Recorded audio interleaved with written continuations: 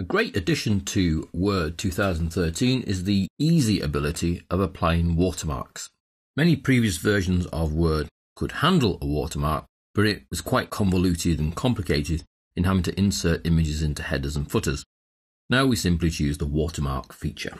The watermark option is on the Design ribbon, and you can see it has its own little option here of watermark. Now if we click the drop down, there are some pre-built and available watermarks. Confidential at an angle, confidential across, do not copy, do not copy. Scroll down for a number of draft and samples, ASAP and urgent. So if any of these watermarks are the ones that you're after, for example, I quite often use draft. What it does is it places a faint draft graphic behind each page. So it's a watermark on every page. You can, if you wish, customize the watermark. So it currently says draft. It's in Calibri and its size is automatic. If I just scroll that across slightly, so I can change the text to original, personal, sample, top secret. I quite like that one. Top secret. Apply so I can see it in place. Let's change the font size ourselves. Let's try 80. Let's try 105. Much better. About 144. Great, that now covers most of the document. I can even change the colour. What I have to be careful of is not to make it too dark though, as it will interact with the foreground text. But I can change it, perhaps say to a light orange. Apply, and change its direction to horizontal. Apply, or diagonal. Apply. And then close, and I see I've customized my watermark. So it now says top secret in a light orange colour. Still sits on the background to every page.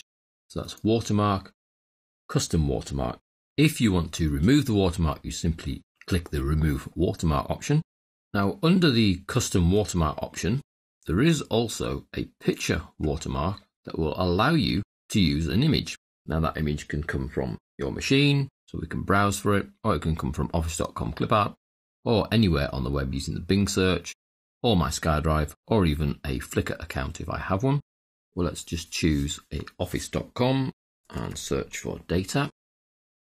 Let's go with the pie chart, insert, and then my image, which is the pie chart, becomes the backdrop for the document, the watermark for the document. You can see here it's chosen to wash it out. If I click apply, then I see my pie chart in the background. Now I can scale if the image I've chosen isn't big enough. So let's try 200%, that might be too large, not large enough, 500%, apply, much better, and then I can close my dialog box. And I have a graphic in the background as my watermark. So the watermark feature is very customizable really.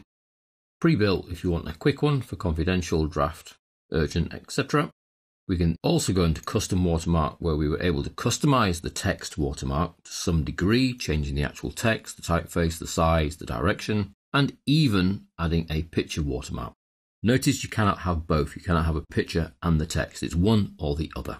Want to remove the watermark, simply go to watermark and remove watermark, and it's gone.